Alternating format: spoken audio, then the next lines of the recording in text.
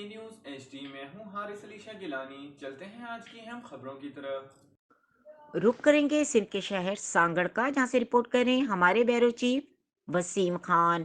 ٹنڈو آدم کے مشروع بزرگ حضرت بابا رفیق منصوری کے عرس مبارک انتہائی عقیدت اور احترام سے منایا گیا۔ ایک روز جاری رہنے والے مختلف پروگرامات میں سینکڑوں افراد کی شرکت اور اجتماعی دعا کروائی گئی۔ ٹنڈو آدم محلہ احمد آباد کی قدیم ریلوے قبرستان میں ٹنڈو آدم کے نامور بزرگ حضرت بابا رفیق منصوری کے ایک روزہ جاری رہنے والے 9ویں عرس مبارک کی تقریب میں پہلے روز مزار کو عرق گلاب سے غسل دیا گیا اور گلاب کی پتیاں نچھاور کی گئیں اور چادر چڑھائی گئی۔ قرآن خوانی کا بھی اہتمام کیا گیا۔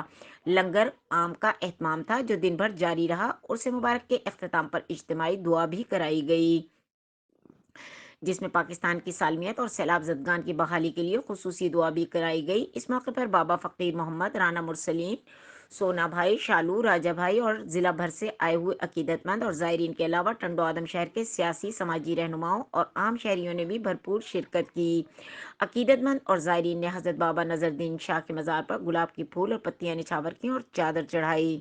مزید خبروں اور اپڈیٹس کے لیے ہمارے ساتھ رہیے گا، تب تک کے لیے اپنا خیال رکھیے گا۔ اللہ حافظ۔